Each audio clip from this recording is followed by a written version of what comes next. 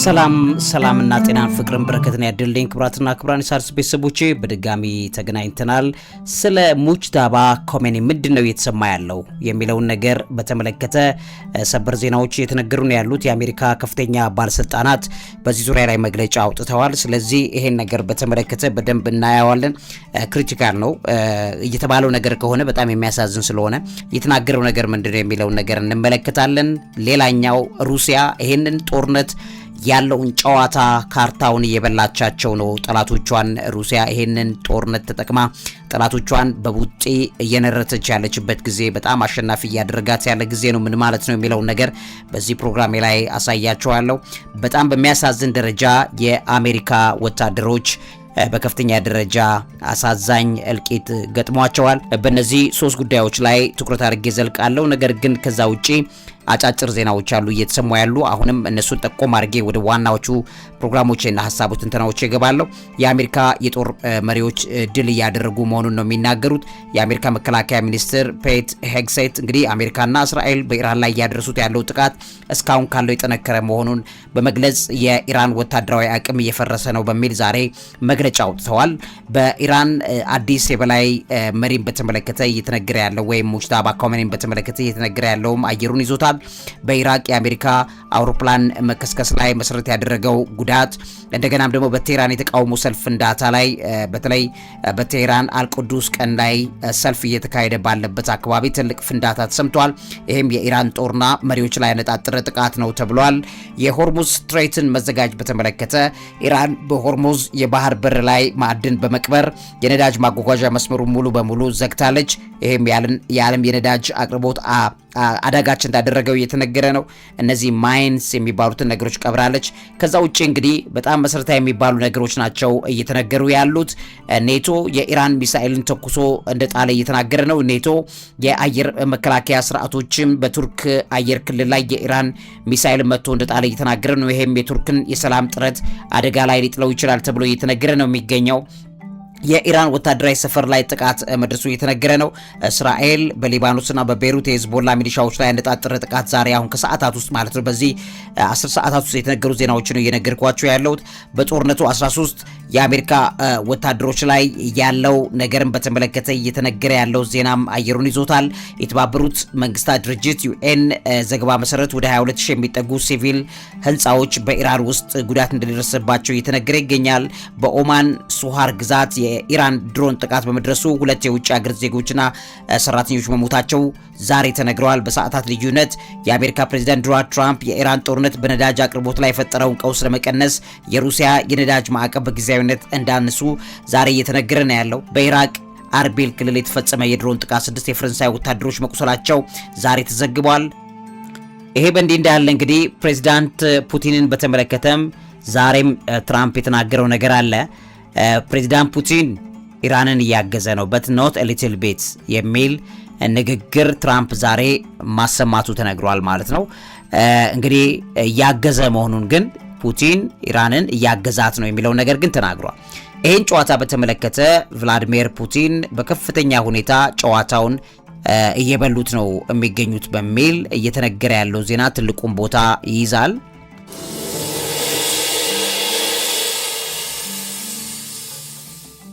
ከነዚህ የፑቲን ጨዋታውን ያሸነፈ ካለባቸው ነገሮች መካከል አንደኛው የነዳጅ ዋጋ መናር ነው። የሆርሙዝ ባህረ ሰርጥ መዘጋት እና በኢራን ላይ የሚሰነዘረው ጥቃት የዓለምን የነዳጅ አቅርቦት በማስተጓጎል ከ$100 በላይ እንዲወጣ አድርጎታል። ይሄም እንግዲህ የሩሲያ ገቢን እንዲጨምር አድርጎታል። ከፍተኛ የነዳጅ ዋጋ ለዩክሬን ጦርነት ትልቅ የገንዘብ ምንጭ የሆነው የሩሲያን የነዳጅና ጋዝ ገቢ በከፍተኛ ሁኔታ እየጨመረው ይገኛል። ከዚህ ጋር ተያይዞ የነዳጅ ዋጋ መናር ሩሲያ በምዕራባውያን ላይ የተጣለባትን የኢኮኖሚ ማዕቀብ ተጽዕኖን በቀላሉ እንድትቋቋም እንዳደረጋት እያደረጋት እንዳለ እየተነገረ ነው ያለው። እንግዲህ የሩሲያ ጥላ መርከቦች ወይ ሻዶ ፍሊት ተፈላጊነታቸውን በዚህ ነው። ምዕራባውያን በኢራን መታወቅ ሲጠመዱ ሩሲያ በምስራቅ ሀገራት ቻይናና ህንድ በከፍተኛ ዋጋ ነዳጅ እንድትሸጥ እያስቻላት እንደሚገኝ እየተነገረ ነው የሚገኘው። አውሮፓ በቀጠናው መታወቅ ምክንያት አዲስ የኤነርጂ ቀውስ ውስጥ ገብታለች። ሩሲያ እንዳስተማማኝ ምንም እንኳን አወዛጋቢ ቢሆንም እንዳስተማማኝ አቅራቢነት ተጽዕኖዋን ጠብቃ ማስቀጠል ትችላለች ተብሎ እየተነገረ ነው የሚገኘው። ከዚህ ጋር ተያይዞ ከዩክሬን ትኩረት መሰረቅ ለፑቲን በከፍተኛ ሁኔታ ጨዋታውን እያሸነፈ ነው ያለው። የዓለም መገናኛ ብዙሃንና የፖለቲካ ትኩረት ወደ መካከለኛው ምስራቅ በመዞሩ ሩሲያ በዩክሬን የምታደርገውን ወረራ በጸጥታ እንድታፋጥን እድል እንደሰጣት እየተነገረ ነው ያለው። የምዕራባውያን የጦር መሳሪያ መሟጠጥም ትልቁ ዜና ነው። አሜሪካ ለኢራን ጦርነት ከፍተኛ መሳሪያ ስለምትመድብ ለዩክሬን የምታደርገው የጦር መሳሪያና የገንዘብ ድጋፍ ይቀንሳል ተብሎ እየተነገረ ነው ያለው። የኔቶ ትኩረትም ተከፋፍሏል። ኔቶ አባላቱን በመካከለኛው ምስራቅና በምስራቅ አውሮፓ መካከል እንዲከፋፈል በማድረግ የጋራ አቋሙን እንዳዳከመው ይገኛል። ይሄም ለፑቲን ለሩሲያ ትልቅ ድል ነው። የአሜሪካ መታሰር ወይም ኢንትራፕመንትም በዚህ ውስጥ እየተነሳ ያለ ነው። አሜሪካ ሌላ ረጅም ጦርነት ውስጥ በመግባት ወታደራዊና ኢኮኖሚ አቅሟ እንዲሟጠጥ ሊያረጋት የሚችል ወጥመድ ውስጥ ነው እየገባች ያለችው። ይሄም የፑቲን የረጅም ጊዜ ግብ ነው። ፑቲን ይሄ ጦርነት ረጅም ጊዜ እንዲቆይ ከሚፈልግበት ምክንያቶች መካከል አንዱ በረጅም ጊዜ አሜሪካ ትዳከማለች በዚህ ጦርነት ላይ። ስለዚህ እንደገና ትራምፕ በሀገር ውስጥ ድጋፍ እያጣ ይመጣል። እነዚህ ነገሮች ለቭላዲሚር ፑቲን አሸናፊነትን ይሰጠዋል። ሌላኛው የኢራን መዳከም የሩሲያ ፍላጎትን ያሳካል ተብሎ እየተነገረ ነው የሚገኘው። ታይም መጋዚን ባወጣው ትንተና ላይ ኢራን የሩሲያ አጋር ብትሆንም እሷን ለመታደግ ሩሲያ ጦርነቱ ላይ በቀጥታ ሳትሳተፍ የኢራን አሜሪካ ግጭት የዩክሬን ግቦቿን ሩሲያ እንድታሳካ በሀብትም በሌሎችም የተሻለ ነገር እንዲኖራት ያረጋታል። ረጅም ጊዜ ጦርነቱ መቆየቱ ሩሲያ አሸናፊ ትሆናለች በሚል እየተነገረ ነው የሚገኘው። ሌላኛው እንግዲህ ፑቲን ጨዋታውን ከበላቸው መካከል የመካከለኛው ምስራቅ ታማኝ አደራዳሪ መሆን ነው። ፑቲን ከሳዑዲ፣ ከተባበሩት አረብ ኤሚሬትስ፣ ከኢራን ጋር ያለውን የጠበቀ ግንኙነት በመጠቀም ጦርነቱን ለማስቆም ከፍተኛ ተዋናይ በመሆን ፑቲን ተከስተዋል።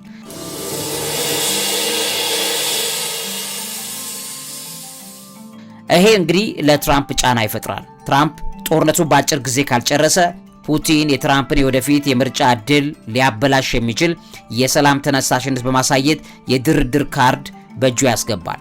ይሄ እንግዲህ የመረጃ የበላይነትንም ጭምር ያካትታል።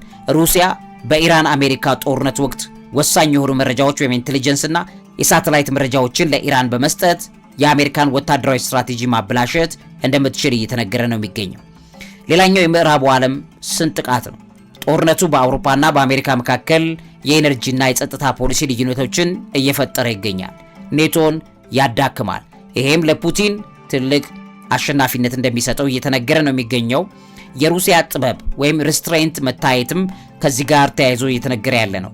ሩሲያ በቀጥታ ጦርነቱ ሳትገባ የምዕራባውያንን ስሜታዊ ወታደራዊ እርምጃ በመተቸት እንደ ረጋ ያለ ዓለም አቀፍ ኃይል ራሷን እየሳለች ትገኛለች በሚል ትንተናዎቹ ያሳያሉ። ፑቲን ጨዋታውን እየበላ ነው። የአሜሪካ የበላይነትን ማክተንም ጭምር ሊያበስር ይችላል። በተለይ ጦርነቱ በተራዘመ ቁጥር የአሜሪካ የበላይነት ላይ አደጋ ይመጣል እየተባለ ትንተናዎች እየተሰጡ ነው። ሩሲያ አሜሪካ እንደማትሸነፍ የተሳለላትን ምስል በመስበር ኃይሏን የሚያዳክምና ስህተት የምትፈጽም ሀገር በማስመሰል ተጽዕኖዋን አሜሪካ እንድትቀንስ እያደረገች ትቀጥላለች። ይሄ ጦርነት የኢራን ጦርነት ለሩሲያ ለፑቲን ከፍተኛ ግብ ከሚሰጡት ነገሮች መካከል አንዱ የብሪክስ እና የምስራቅ ጥምረት መጠንከር ነው። የኢራን መገለልን በመፍራት ቻይናና ሩሲያ ኢራንን የበለጠ ይደግፋሉ። ይሄም ምዕራባውያን ያልሆኑ አገራት በአንድ ላይ የመጠነካከር አቅማቸው እንዲጨምር በዚህም ፑቲን መሪ ሰው ሆኖ ለመከሰት የሚያስችላቸውን አቅም ለማግኘት ያስችላቸዋል ለሩሲያውያኑ ተብሎ እየተነገረ ነው። ሌላኛው የዲሞክራሲ ኢንስቲትዩሽን መፈተን ነው። ጦርነቱና የሰላማዊ ሰዎች መሞት በአሜሪካ ዲሞክራሲ ላይ ጥያቄ እያስነሳ ነው። የፑቲንን አምባገነናዊ አስተዳደር ብለው ምዕራባውያን የመደቡትን እንደ አማራጭ የመንግስት አስተዳደር ሊታይ እንዲችል ፑቲን ይሄንን ነገር በጨዋታው እያሸነፋቸው እየበላቸው ነው። ይሄ አስተሳሰብ የፑቲን አካሄድ ትክክል ነው የሚለው ነገር እንዲሰራ ሊያደርገው ይችላል ተብሎ እየተተነተነ ነው።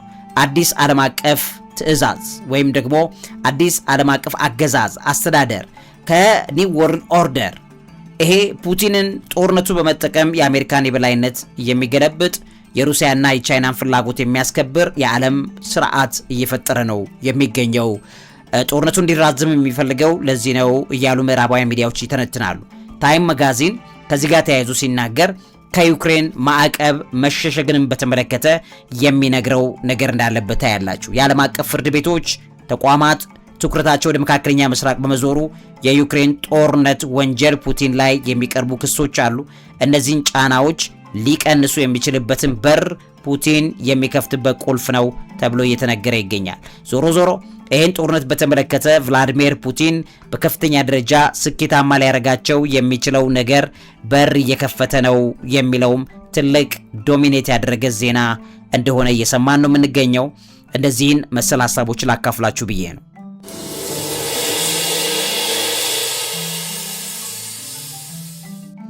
እንግዲህ የአሜሪካው የመከላከያው ሴክሬታሪ ፔት ዛሬ እንግዲህ በግልጽ በተናገሩት ሀሳብ ላይ የታዩት ነገሮች ዜናዎች መካከል አንደኛው የአዲሱን አያቶላ በተመለከተ የተነገረው ነገር ነው። እንግዲህ የመከላከያው ዋነኛ ሰው እንደተናገሩት ዲስፊገርድ ሆነዋል፣ ፊታቸው ተበላሽተዋል የሚል ዜና ነው ሙጅታባ ኮሜኒን በተመለከተ የተለቀቀው ማለት ነው።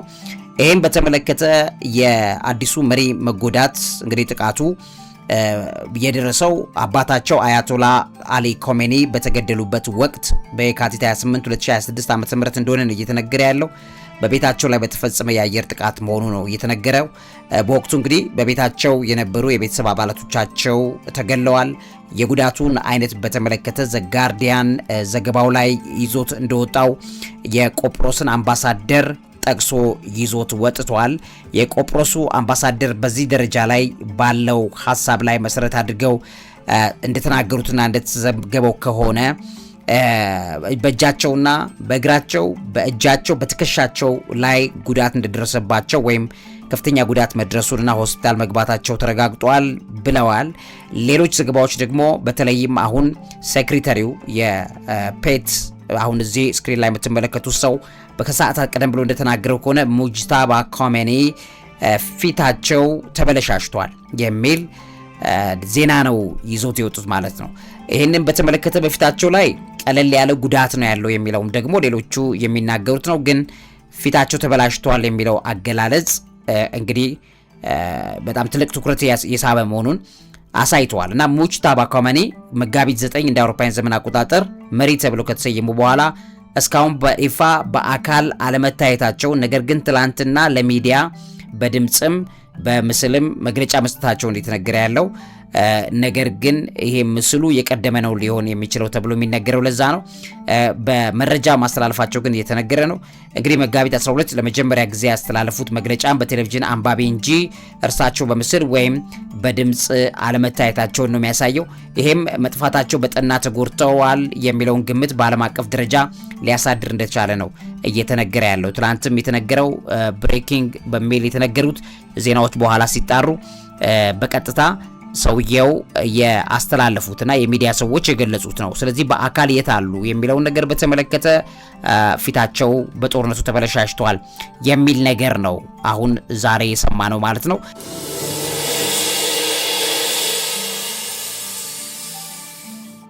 እንግዲህ ይሄ ዜና በዚህ ባለበት ሁኔታ ላይ የአሜሪካ ሰራዊት ላይ ከፍተኛ ጉዳት ተሰግቧል። ዛሬ በጣም አሳዛኝ ዜና ነው የተነገረው። ይሄን በተመለከተም ደግሞ ትራምፕ አዲስ ሐሳብ ይዞ መጥቷል። ምንድነው ይዞት የመጣው አዲስ ሐሳብ የሚለውን ነገር ነግራቸዋለሁ። ነገር ግን በአሜሪካ ወታደሮች 6 ወታደሮች መሞታቸው ተጨማሪ መሞታቸው ነው እንግዲህ ዛሬ የተነገረው። በድምሩ 13 አሜሪካውያን ወታደሮች አልቀዋል። የአደጋው ቀን እንግዲህ አደጋው የደረሰው ሐሙስ ነው ማርች 12 2026 ዓ.ም በአውሮፕላን ውስጥ የነበሩ 6ቱም የአሜሪካ ጦር አባላት መሞታቸው በማርች 13 ዛሬ ተረጋግጧል። እንግዲህ ዛሬ በወጡት መረጃዎች መሰረት በምዕራብ ኢራቅ ውስጥ በደረሰ የአሜሪካ ጦር አውሮፕላን አደጋ 6 የአገልግሎት አባላት ማለቃቸው ነው እየተነገረ ያለው። አውሮፕላኑን በተመለከተ ኬሲ 135 ስትራቶ ታንከር የሚባል ነው። የነዳጅ በአየር ላይ የሚሞላ አውሮፕላን እንደሆነ ተነግሯል። አደጋው የተከሰተው በምዕራብ ኢራቅ ውስጥ ነው። አውሮፕላኑ እንግዲህ በኢራን ላይ የተካሄደ ባለው ኦፕሬሽን ኤፒክ ፉሪ የተሰኘው ዘመቻ አካሉ ነው በመስራት ላይ ነው የነበረው። ስለዚህ በመጀመሪያ የተረጋገጠው የ4 አባላት ሞት ብቻ ነው። ሌሎቹ 2 ደግሞ ሲፈለጉ ቆይተው በኋላ ላይ መሞታቸው ተረጋግጧል። የአሜሪካ ማዕከላዊ እዝ ወይም ሴንትኮም አደጋው በጠላት ጥቃት ወይም በስተት በጓደኛ ኃይል የተተኮሰ ፍሬንድሊ ፋየር አለመሆኑን ነው የገለጸው። በአደጋው ወቅት ሌላ ሁለተኛ የኬሲ 135 አውሮፕላንም አብሮ የነበረ እንደነበረና እሱ ግን በሰላም ማረፉ ጭምር ነው የተነገረው። አደጋው የደረሰው በወዳጅ አየር ክልል ወይም ፍሬንድ ኤር ስፔስ ውስጥ ነው የሚልም ነው አሜሪካዎቹ የተናገሩ ያሉት። የአደጋው መንስኤ በአሁኑ ወቅት በምርመራ ላይ ነው የሚገኘው ተብሏል። በኢራን የሚደገፍ አንድ የታጠቀ ቡድን አውሮፕላኑን መትቼ ጥያለሁ በሚል ግን በደንብ አድርጎ በዚህ ዙሪያ ላይ ያለውን ሀሳብ እየተገለጸ ይገኛል። አብዛኛዎቹ ይሄ ሚዛን ይደፋል፣ አሜሪካ እስከዛሬ ድረስ በአየር ላይ የሚንሳፈፉ ብዙ አውሮፕላኖች አሏት፣ ለምን ወደዚህ አይነት አደጋ በዚህ ኢራን ጦርነት ሰዓት ላይ የተከሰተው ከዚህ በፊት ለምን አልተከሰተም እንዲህ ከሆነ የሚል ትንተናዎች ቀርበው አሁን ባለበት ሁኔታ ተመቶ መጣሉ ትልቅ ሚዛን የሚሰጠው ነው ተብሎ እየተነገረ ነው የሚገኘው። ኬሲ 135 አውሮፕላኖች ከ1950ዎቹና 60ዎቹ ጀምሮ በአገልግሎት ላይ የቆዩ ናቸው። በእድሜም የገፉ ናቸው። በእርግጥ አውሮፕላኑ በቦይንግ ኩባንያ የተመረተ ነው። የሟቾች ስም ዝርዝር ለቤተሰቦቻቸው እስኪነገር ድረስ ለ24 ሰዓታት በምስጢር ተይዟል ተብሏል። አደጋው እንደደረሰ ወዲያውኑ ሰፊ የማዳንና ፍለጋ ስራ ተጀምሮ ነበር። አደጋው የተከሰተው በምስራቃዊ ሰዓት አቆጣጠር ከቀኑ 8 ሰዓት አካባቢ እንደሆነም ተገልጿል። ኬሲ 135 አውሮፕላኖች ተዋጊ ጀቶች ሳያሳርፉ አየር ላይ ነዳጅ እንዲሞሉ በማድረግ ረጅም ርቀት እንዲበሩ ይረዳሉ። ይህ እንግዲህ በኢራን ላይ ጦርነት ከጀመረ ወዲህ አሜሪካ ያጣቸው አራተኛው አውሮፕላን ነው። ከዚህ ቀደም እንግዲህ 3 የኤፍ-15ኤ ተዋጊ ጀቶች በኩዌት ኃይሎች በስተት ተመቶ መውደቃቸው ነው እየተባለ የተነገረው። የመከላከያ ሚኒስትሩ ፔት ሄግሴት በአደጋው ዙሪያ እንግዲህ ዛሬ መግለጫ ሰጥተዋል። አደጋው የደረሰው በምዕራቡ የኢራቅ በረሃ በኢራን የሚደገፉ ሚሊሻዎች በሚንቀሳቀሱበት አካባቢም ነው በሚል ተነግሯል። በሰላም ያረፈው ሁለተኛው ኬሲ 135 በጅራት ክፍሉ ላይ ከፍተኛ ጉዳት ደርሶበት እንደነበረም ተዘግቧል። ስለዚህ ለሁለቱም የተተኮሰ ሚሳኤል አንደኛው መቶ ጥሎታል፣ ሌላኛው ግን ጎድቶታል የሚለው ዜና በከፍተኛ ሁኔታ ትልቁን አየር ይዞታል። ይሄ አደጋ የደረሰው አሜሪካና እስራኤል በኢራን ላይ ጥቃት በጀመሩ በሁለተኛው ሳምንት ላይ ነው። ፕሬዚዳንት ትራምፕ በጦርነቱ ስኬት ላይ እምነት ቢኖራቸውም እንዲህ ያሉ አደጋዎች ግን በጦርነቱ ሂደት ላይ ተጽዕኖ እያሳደሩ ይገኛሉ የሚለውን ዘ ጋርዲያን ዘግቦታል። ከዚህ አንጻር እንግዲህ ፕሬዚዳንት ትራምፕ አዲስ ሀሳብ ይዘው ቀርበዋል። ምንድነው ሀሳቡት? ይዘው የመጡት ሀሳብ ምንድነው የሚለውን ደግሞ መጥቼ ላሳያችሁ።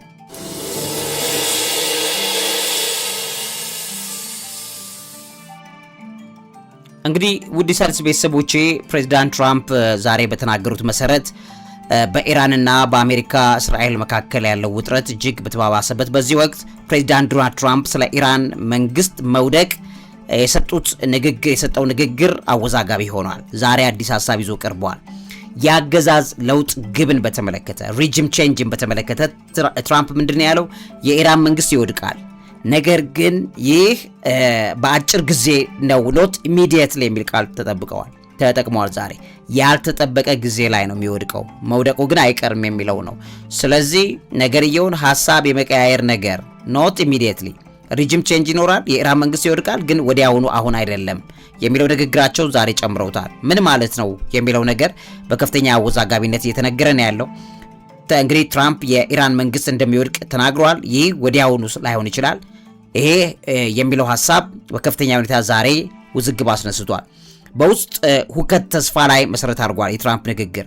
ትራምፕ የኢራን መንግስት መውደቅ የሚመጣው በሀገሪቱ ውስጥ ባለው ከፍተኛ አለመረጋጋት፣ ሁከትና ህዝባዊ አመጽም እንደሆነ ገልጸዋል። የትራምፕ አስተዳደር እንግዲህ ኦፕሬሽን ኤፒክ ፍሪ የሚል ስያሜ የኢራንን የአየር ክልል የኢራን ኒውክሌር መሰረተ ልማቶችን ኢላማ ያደረገ ከፍተኛ ጥቃት እያደረሰ ነው ያለው። ትራምፕ የኢራን መሪዎች ከምድር ገጽ ተደምስሰዋል፣ ዋይፕድ ፍሮም the face of the earth በማለት ባለፈው ተናግሯል። አሁን ያሉት መሪዎች መውደቃቸውን ደግሞ በማርች 2026 መግለጫው ላይ ትራምፕ ተናግሮ እንደነበረ ይታወቃል።